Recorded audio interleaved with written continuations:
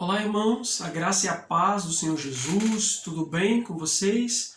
Estamos aqui mais uma vez para compartilhar uma palavra devocional para que você possa meditar e ser edificado. Amém? O texto que nós vamos ler hoje está no capítulo de Gênesis, capítulo 28, do verso 13 ao verso 15.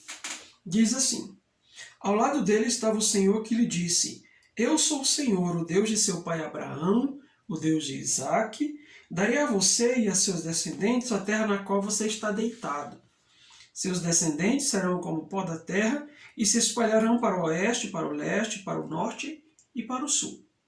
Todos os povos da terra serão abençoados por meio de você e de sua descendência.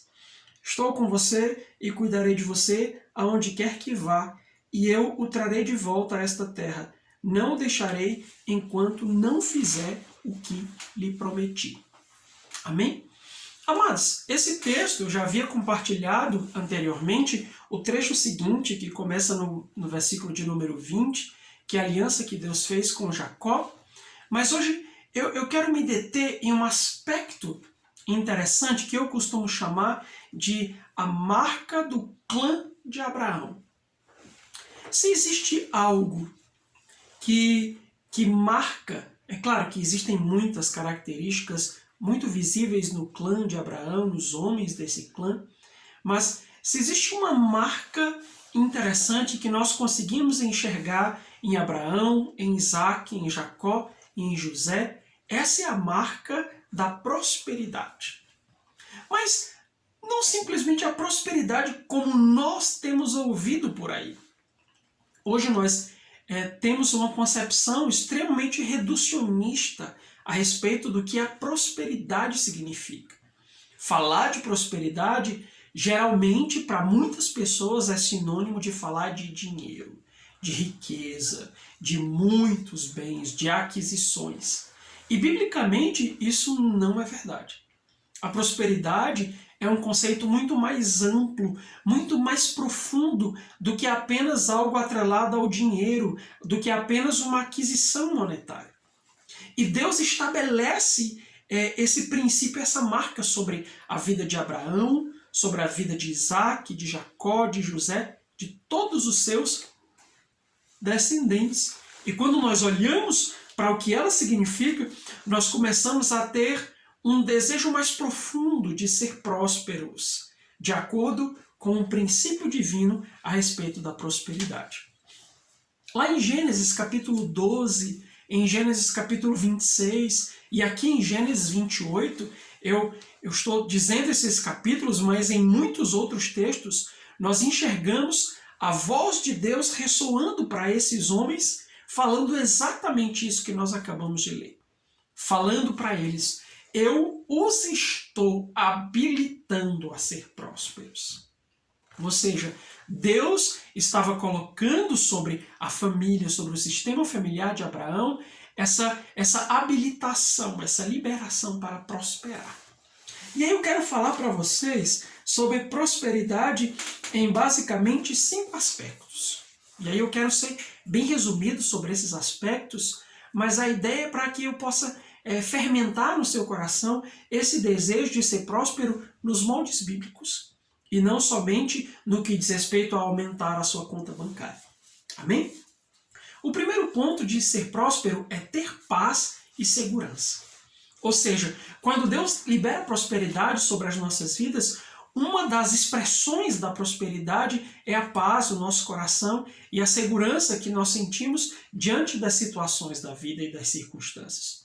Quando você vê a vida de Abraão, ele sai à guerra, contra uma multidão de reis, ele e alguns homens, e vai lá e vence.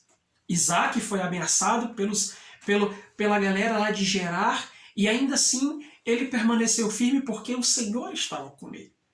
Jacó, da mesma forma, é ameaçado por Labão quando ele leva os seus filhos e todos os homens que estavam com ele para perseguir Jacó quando Jacó sai da casa dele, mas ainda assim Jacó permaneceu firme. Os seus corações estavam em paz.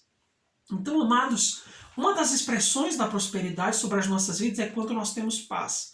Nós nos sentimos seguros diante dos desafios, diante dos problemas. E a paz não significa dizer ausência de conflitos ou de guerra, mas é um estado de espírito, de serenidade, de calmaria, de segurança que nós temos à medida que atravessamos as circunstâncias adversas e difíceis da nossa vida. E muitas pessoas dizem, puxa, mas eu não consigo enxergar a prosperidade na minha vida porque elas têm um outro olhar a respeito da prosperidade. Mas se você parar para pensar, o seu coração tem estado em paz, o seu coração tem estado seguro, a sua casa está segura. Isso é importante nós percebermos. A segunda coisa é que fica muito claro é o crescimento da descendência. Ou seja, a prosperidade ela também está ligada à multiplicação da descendência. E isso é interessante, porque era um aspecto extremamente importante para aqueles homens ter uma descendência vigorosa, uma descendência forte. De modo que quando eles abençoavam uns aos outros, a bênção de Deus sobre Isaac é a mesma bênção dos pais de Rebeca sobre ela. Que você cresça, que seus descendentes se multipliquem, que sejam milhares de milhares, e que os teus descendentes conquistem as cidades dos teus adversários. Então, a prosperidade está no crescimento, na saúde emocional, na saúde espiritual, na saúde da nossa casa. Quando a sua casa está saudável, física, psicológica e espiritualmente, aí reina, aí está manifesta a prosperidade de Deus. O terceiro aspecto dela é um senso de propósito. Aqueles homens, eles tinham um senso de propósito. Eles não viviam a ver navios, não viviam esperando que alguma coisa simplesmente acontecesse, mas quando Deus arranca Abraão da terra dos seus pais e manda ele para uma terra, ainda que ele não soubesse onde, ele tinha um senso de propósito. Ele estava indo na direção onde ele acreditava que Deus o levaria. Quando Deus libera a prosperidade sobre as nossas vidas, nós começamos a ter um senso de direção e de propósito. Nós não vivemos apenas para pagar conta. Não vivemos apenas para levantar, trabalhar, deitar, comer, se divertir e dormir de novo. Não. A nossa vida se enche de propósito. Então, se a sua vida está cheia de propósito, isso também é prosperidade. Em outro lugar, nós vemos uma questão de maturidade e transformação. Ou melhor dizendo, a possibilidade de ser transformado. Deus deu a cada um desses homens, à medida que se relacionava com eles, a possibilidade de serem transformados. A possibilidade de serem homens mais maduros, melhores do que um dia já foram, mais crescidos, mais cheios de fé, mais cheios de Deus, menos parecidos consigo mesmos e mais parecidos com o Senhor. Isso é o que o Espírito Santo faz nas nossas vidas. A prosperidade também faz parte das possibilidades que Deus tem nos dado de sermos transformados, de sermos mudados. Você pode dizer, pastor, mas a minha vida só tem luta, luta, luta. Quem sabe se são essas lutas as possibilidades, as oportunidades que Deus está te dando para transformar o teu coração e o teu caráter. Nisso você precisa atentar. E em quinto lugar, a prosperidade está em abençoar os outros à nossa volta.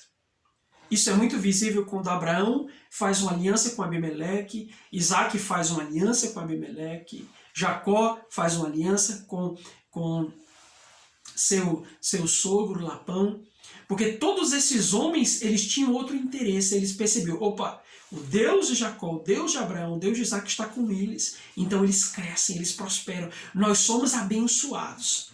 E aí eu pergunto, que outras pessoas são abençoadas por ter você na vida delas? Será que lá no seu trabalho, onde você trabalha, você está abençoando aquele lugar? Aquele lugar está crescendo, está frutificando, está prosperando porque você está lá? É o que vemos com José. Quando José vai para a casa de Potifar e Potifar coloca sobre ele o governo de tudo ali, Potifar percebe que tudo está crescendo. Ele diz, tem que deixar as coisas na mão desse garoto. A mesma coisa acontece no cárcere. Quando José entra no cárcere, ele começa a organizar as coisas. Então, onde ele ia, quando ele chega ao governo do Egito, o Egito se torna a terra mais próspera daquela época. Então, essa é a pergunta. Onde você está? As pessoas com quem você convive, elas têm sido abençoadas por causa de você. Elas têm sido abençoadas por Deus por sua causa ou por seu intermédio? Essa é uma pergunta importante. Porque essa é uma das grandes marcas da prosperidade nas nossas vidas e que nós enxergamos na vida desses homens de 4 gerações. Todos eles, onde eles estavam, havia mudança, havia transformação, havia crescimento e as pessoas observavam e enxergavam aquilo. E percebiam o quanto Deus era glorificado. Isso resultava em glória para Deus. As pessoas enxergavam a presença de Deus na vida daqueles homens. As pessoas que convivem contigo conseguem enxergar a presença de Deus na sua vida e por essa razão têm se sentido, têm percebido a bênção de Deus sobre elas através de você. Se houvesse um 6º lugar, esse 6º lugar aqui seria crescimento. A possibilidade de crescer financeiramente, de conquistar determinadas coisas, mas essa não é a ênfase que eu quero dar. São 5 coisas, com certeza há muitas outras coisas que apontam para a prosperidade. Mas a primeira delas é paz e segurança. A segunda delas é a saúde e o crescimento da nossa linhagem. A terceira delas, o senso de propósito. A quarta delas, a possibilidade de transformação. E a quinta delas, o nosso meio, o nosso entorno é revolucionado pela bênção de Deus. Meu irmão, em nome de Jesus, pense a esse respeito e passe a buscar a prosperidade de Deus sob uma outra perspectiva que não somente aquela de crescer financeiramente. Aí você pode me perguntar, mas pastor, querer crescer financeiramente é errado? Claro que não. Eu só estou apenas dizendo que prosperidade não é só isso. Não reduza, não seja reducionista como nós temos visto tantas pessoas sendo ao falar sobre esse tema que é tão importante. Então, medite nisso, que Deus te abençoe, que o Senhor te faça próspero e que você enxergue todos os sinais da prosperidade na sua vida, na sua casa e na vida daqueles que estão ao teu redor. Em nome de Jesus.